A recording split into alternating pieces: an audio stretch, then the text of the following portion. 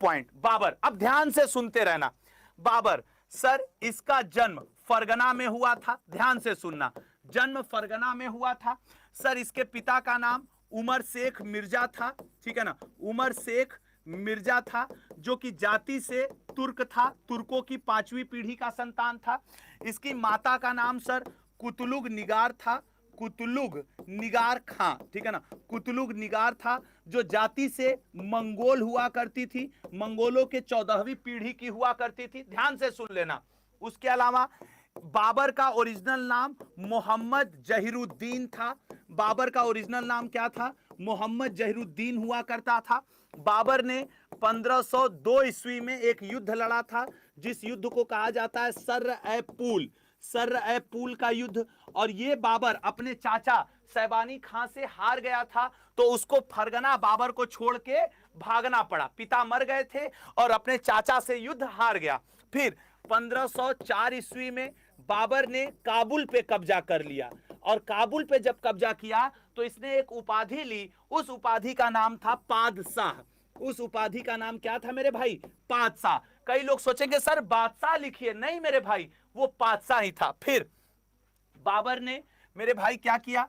1517-18 के सेशन में इसने भारत में बाजौर का युद्ध लड़ा, यूसुफजाई जनजाति के खिलाफ, और जीत लिया। बाबर ने अपनी बाबरनामा किताब में यह लिखा कि मैंने 1526 से के पानीपत के प्रथम युद्ध से पहले भारत पे 5 बार आक्रमण किया है। लेकिन न जाने क्यों भारतीय इतिहासकारों ने किताब में लिखा नहीं नहीं, बाबर तो बस 4 बार आक्रमण किया है। बाबरनामा के हिसाब से इसने 5 बार आक्रमण किया है, ठीक है। खैर 1526 में सर इसने पानीपत का युद्ध लड़ा, पानीपत प्रथम का युद्ध लड़ा। पानीपत प्रथम का जो इसने युद्ध लड़ा वो इब्राहिम लोदी के खिलाफ लड़ा, और इब्राहिम लोदी को युद्ध मैदान में मारा।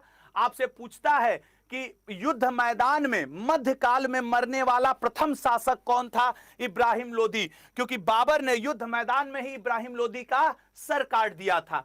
और इब्राहिम लोदी का साथ किसने दिया था इस युद्ध में? ग्वालियर के राजा ने। उसके अलावा इस युद्ध में बाबर ने उस्मानी विधि का प्रयोग किया था। उस्मानी विधि क्या होता है सर? कैसे तोप को सजाया, जैसे युद्धों में एक तोप यहां, एक तोप यहां, एक तोप यहां, तोप जो आग उगलते हैं उनको सजा करके कैसे युद्ध लड़ा जाए, उसे उस्मानी विधि कहते हैं मेरे दोस्त। उसके बाद इसी युद्ध में बाबर ने तुगल नुमा युद्ध पद्धति का प्रयोग किया। सर ये तुगल नुमा युद्ध नीति क्या है दोस्त? बाबर का पिता कौन था? तुर्की। ये जो तुर्की लोग जिस युद्ध नीति से युद्ध लड़ते थे, कैसे सैनिकों को यूटिलाइज करें, उसी को तुगल नुमा कहा जाता था। फिर बाबर ने 1527 में दोस्त खानवा का युद्ध लड़ा। खानवा ये जो जगह है उत्तर प्रदेश और राजस्थान के बॉर्डर पे एक छोटा सा गांव है खानवा, आगरा साइड, और राणा सांगा के खिलाफ लड़ा। किसके खिलाफ लड़ा? राणा सांगा। और यह युद्ध भी बाबर ने जीता। इस युद्ध को जीतने के बाद बाबर ने बादशाह की उपाधि धारण कर ली। सॉरी, बादशाह तो ये 1526 में ही हो गया था। इस युद्ध के बाद बाबर ने अपने आप को गाजी कहा। इस युद्ध के बाद बाबर ने शाहरुखी नाम के सिक्के जारी किए। कौन से सिक्के? शाहरुखी सिक्के जारी किए। और इसी शाहरुखी सिक्के को बाबर ने अपनी देश की जनता काबुल में ले जाकर के, जब इसने राणा सांगा को हराया तो इसको बहुत चांदी के सिक्के प्राप्त हुए राजस्थान से, तो वो सिक्के, उन सिक्कों का नाम इसने रखा बाबर ने शाहरुखी, और ले जाकर के काबुल की जनता को बांटा, अपनी जनता को, अपने देश में। तब वहां की जनता कही आप तो दयावान हैं, आप तो सिंपैथेटिक हैं।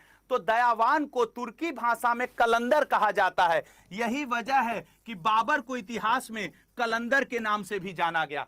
और जो तरबूज, खरबूज, वाटरमेलन फल तुम लोग नहीं खाते हो, उस फल को कलिंदा भी कहा जाता है, क्योंकि वो जो कलिंदा नाम का फल है, वाटरमेलन जो है, तरबूज खरबूज है, उसको भारत में लाने का श्रेय बाबर के पास है।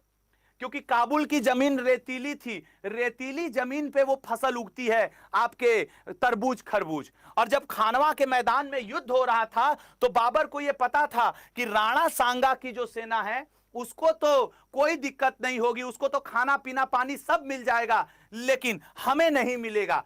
और हमारी सेना गर्मी के दिन में लड़ेगी तो लू लग जाएगा, उसको उल्टी दस्त होने लगेगा, तो हम क्या करेंगे? ऐसे स्थिति में दोस्त राणा सांगा से युद्ध के दौरान बाबर ने अपने देश से तरबूज खरबूज के बीज लाए थे, 1-2 महीने पहले उसको लगवाए और अपने सैनिकों को कहा कि इसको खा करके तुम युद्ध करोगे, शाम को भी अपने खाने में इसको शामिल करोगे ताकि न तुम्हें पानी की कमी हो न तुम्हें लू लगे। खैर, तो गाजी का फिर इसने 1527 ईस्वी 28 ईस्वी में दोस्त चंदेरी का युद्ध लड़ा, चंदेरी का युद्ध लड़ा, और 1529 ईस्वी में दोस्त इसने घग्गर का युद्ध लड़ा। घग्गर का युद्ध इसने बंगाल की सेना, मराठा सेना के और अफगानों सेना के खिलाफ लड़ा। चंदेरी का युद्ध इसने मेदिनी राय के खिलाफ लड़ा। चंदेरी मध्य प्रदेश में पड़ता है और अपनी साड़ी उद्योग के लिए फेमस है। बाबर लिखने की एक कला, चूंकि बोर्ड पे, अच्छा, बाबर लिखने की एक नई कला मुंबई यान शैली, बाबर को मुंबई यान शैली का जनक कहा जाता है। बाबर ने दोस्तों क्या किया था कि इसने बाग बगीचा, जो गार्डन नहीं होता है, बाग बगीचा, इसका बाग बगीचा में बहुत इंटरेस्ट था बाबर का, इसलिए बाबर को मालियों का राजकुमार, माली समझते हो ना, वो जो गार्डनर होते हैं, बाबर को मालियों का राजकुमार भी कहा जाता है, बाबर को, ठीक है ना, मालियों का राजकुमार। उसके अलावा बाबर था तो इंडिया में, लेकिन अपने देश काबुल में इसकी कई गर्लफ्रेंड थी, ऐसा नहीं है, और अपने देश उन गर्लफ्रेंडों को ये लेटर भेजा करता था, प्रेम पत्र भेजा करता था, लव लेटर, और उन लव लेटर को दोस्त दीवान कहा जाता है।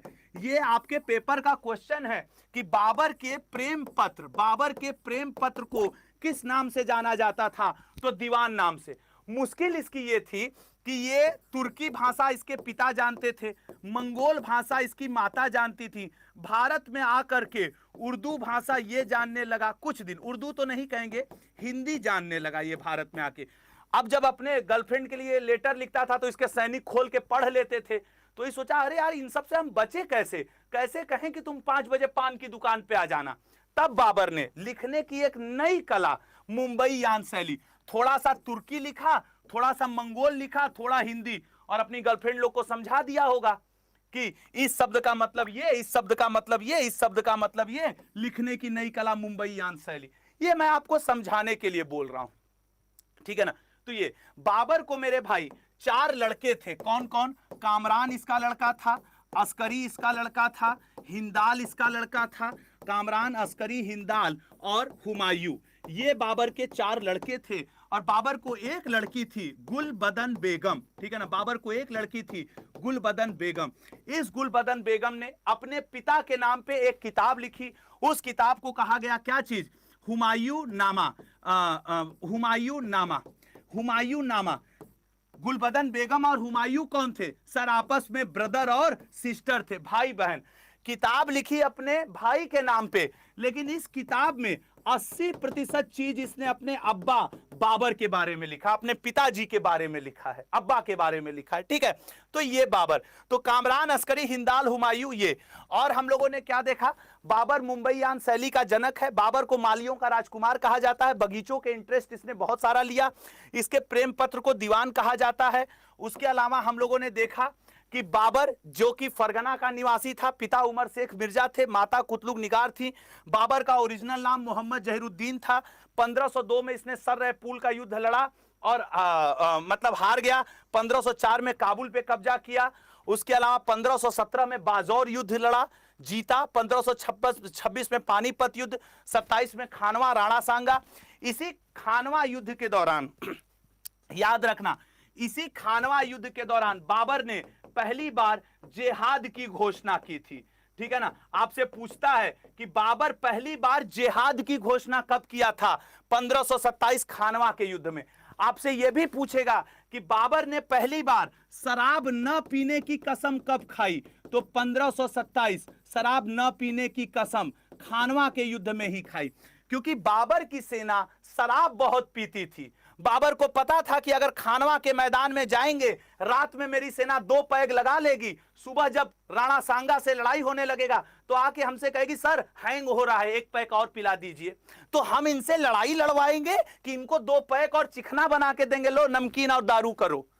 तब बाबर ने जिहाद के नाम पे अपने सैनिकों को बरगलाया और शराब न पीने की कसम खिलाई कि कोई शराब नहीं पिएगा।